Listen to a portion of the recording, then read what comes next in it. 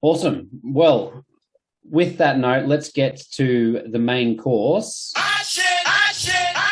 where we, of course, look at the hot shit players of 2022. Now, I've just got to point out a couple of names because it's a couple of signings that have happened before we get onto each individual team, and then we'll throw to our main man, Rev, here.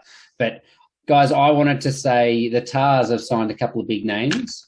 Geoff Cridge, the Kiwi lock, and none other than Jamie Roberts, who's come in on a contract, I think just an injury cover contract. So pretty minimal fees for them to bring him in, but two pretty awesome signings. Rev, what are your thoughts around that?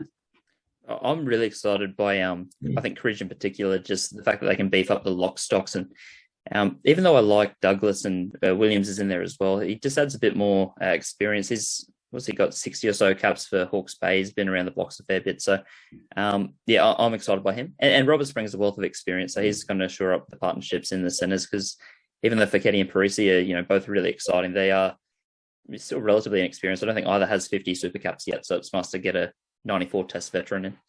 Yeah, look, it's going to be interesting to see how they're both used. My assumption is Geoff Cridge is the bigger body. You touched on Douglas. Maybe they share game time and they have a more mobile lock on the other side of the scrum and the loose head side, like Holloway.